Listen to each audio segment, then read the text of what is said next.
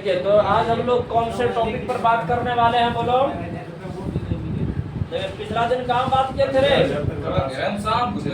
Malaria बीमारी के बारे में बता दिए थे। इसके बाद एस्केरियासिस बीमारी हो गया था, अमीबियासिस हो गया था। तो आज जानेंगे एलिफेंटियासिस। देख लीजिए, हाँ समझना है बात को कि एलिफेंटियासिस या फाइलेरियासिस ये कौन सा बीमारी है। यहाँ ध्यान दो बच्चों, देख लीजिए एलिफेंटियासिस। एलिफेंटियासिस, अरे यहाँ ध्यान दे रहे हैं, यहाँ देखो 13,000 लगी सर, 4,000 13,000 लगी सर बोल अरे बात नहीं कमाई लेंगे सर। अगर ज्यादा पैसे पेमेंट कर दीजिए बच्चों, क्या कहते हैं आगे के लिए टेंशन खत्म हो जाएगा। 13,000 15,000 एलिफेंटियासिस या फाइलेरियासिस, आप ध्यान दो। अब एलिफेंटियासिस या फाइलेरियासिस ये क्या चीज होता है पहले याद रखना है। ये हाथी पाँव वाला बीमारी बहुत जानते हो, अभी के टाइम में बहुत प्रिवेलेंट है, फेमस है, प्रचलित है कि नहीं। तो ये बात याद रखना है आखिर किसके द्वारा फैलता है, कौन सा फाइलेरिया है जो कि इस बीमारी को फैलाता है। जानते हो ऊचेरेरिया, जिसका नाम हम पहले भी बताए थे। इसका जो रिस्पॉन्सिबल जो जिम्मेदार फाइलेरिया होता है, रिस्पॉन्सिबल फाइलेरिया जो होता है, याद रखना बच्चों ऊचेरेरिया। कौन रे? ऊचेरेरिया, याद रखना है ऊचेरेरिया। देख लीजिए ऊचेरेरिया, तो समझ रहे हैं ऊचेरेरिया का 2 स्पीशीज बताए थे जो इस बीमारी को काउज करता है। पहला क्या बताए थे? ऊचेरेरिया बैनक्रॉफ्टी। ऊचेरेरिया बैनक्रॉफ्टी हो गया, और एक बताए थे ऊचेरेरिया मेलई, है ना रे।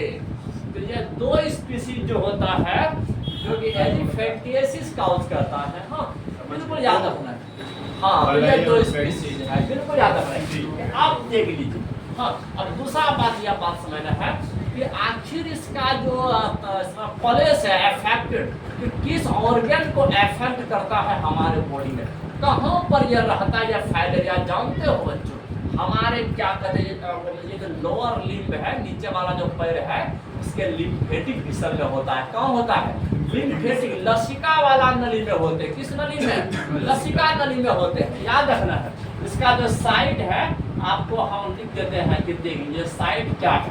इसका साइड जो होता है याद रखना है लिम्फ वेसल। देख लीजिए, अब इसका साइड है लिम्फ वेसल, जो लसिका का नली है कि किस समझना मतलब लोअर लिम्ब का, मतलब ये बीमारी हाथ में नहीं पैर में होता है। क्या होता है? पैर में होता है, याद। अब लोअर लिम्ब नीचे वाला जो पैर है हमारा उसमें होता है, उसके समझना है लिम्फ वेसल में ये रहता है। हाँ बिल्कुल, अगर लंबा समय तक रह जाए 6 महीना 1 साल ऐसे अगर इस प्रकार का केस में अगर रह जाए ये वाला फाइलेरिया, तो जानते हो नीचे वाला जो लोअर लिम्ब होता है वो क्रोनिक इन्फ्लेमेशन काउज करता है। क्या काउज करता है? ये बिल्कुल याद रखना कि क्रोनिक इन्फ्लेमेशन काउज करता है। ये आपका क्रोनिक इन्फ्लेमेशन काउज करता है। क्या काउज करता है? Chronic inflammation of lower limb. यह बात याद रखना है। देख लीजिए, मतलब नीचे वाला जो पैर होगा ना वो एकदम फूल जाएगा।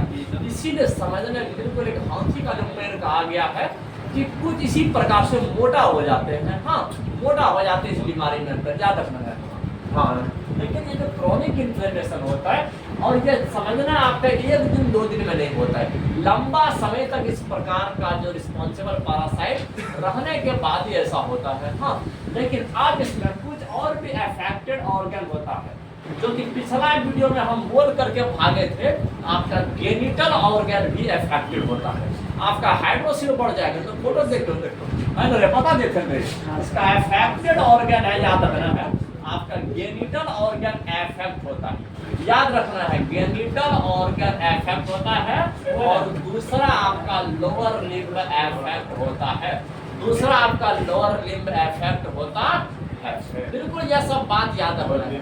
और इसी प्रकार से फीमेल मॉस्किटो इधर की ओर पड़ने का बता रहे जानते हो, वो जो लिम्फ विसल जो होता है क्या करती है, हमारे बॉडी में 2 प्रकार के विसल, एक होता है ब्लड का विसल और दूसरा होता है लसिका का लिम्फ का विसल, है ना रे। तो अगर और ये वाला जो पैरासाइट है ये लिम्फ विसल में अगर लंबा समय तक रह जाए ना, वो पैर पूरा फूल जाएगा, है कि नहीं।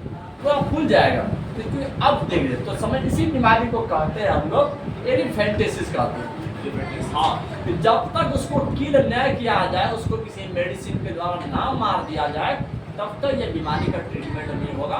बहुत लहाज समझ। और ये फूलना तो ऐसा बात नहीं कि सर गर्म पानी डालेंगे तो क्या कहते हैं फूलना सिकुड़ जाएगा, नहीं बच्चों, क्रोनिक इन्फ्लेमेशन काउज करता है, लंबा समय तक फूला हुआ रह जाएगा।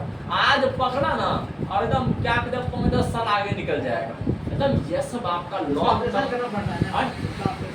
ऑपरेशन कैसे करोगे? क्या तुम्हारा पूरा टेंगरिया फूल जाएगा यहाँ से लेकर के नीचे तक, क्या पूरा टेंगरी काट के फेंक दोगे? उसका ट्रीटमेंट कराओगे? पहले ट्रीटमेंट होता है, क्या कहते हैं वो जो ऑपरेशन लास्ट प्रोसेस है, लास्ट। जब इलाज ही नहीं है तो तब फाइनल स्टेज में ऑपरेशन लिखते हैं। हाँ, लेकिन बहुत सारे डॉक्टर जानते हो कि उतना फास्ट ऑपरेशन वाला एक्शन नहीं लेते, है कि नहीं? अरे दुनिया इतना एडवांस हो चुका है, दुनिया का हर बीमारी का ट्रीटमेंट मेडिसिन के द्वारा हो रहा है, ऑपरेशन का कैसे नौबत आ गया? जब मेडिसिन से पॉसिबल ही नहीं है, इम्पॉसिबल हो रहा है, जबकि ऐसा हो नहीं सकता है।